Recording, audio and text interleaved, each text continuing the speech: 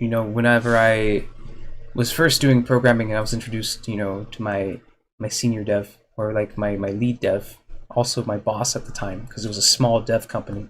You know, um, I learned a lot from this person, and the one thing I took away from her advice was to avoid complexity whenever you can.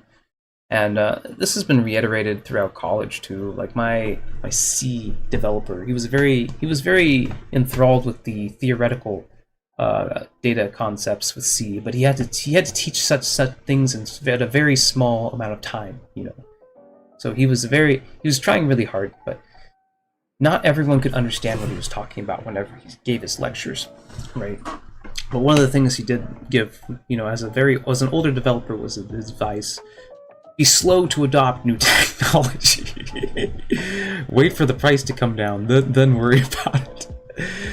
And also, just because you can do something doesn't mean you should, was one of his big advices that he left us. And that complexity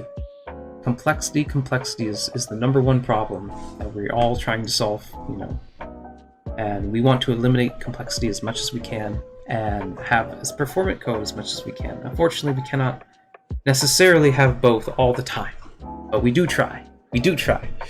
And not everyone has the right answer immediately, right? So, like the bros at Facebook, right, who made the React, and then you have to do all this crazy compilation steps just to get it to work. Shouldn't have to be that way. Shouldn't have to be that way.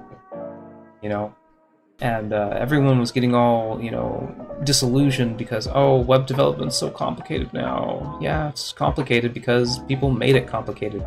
You don't have to make things complicated. You just have to get things done.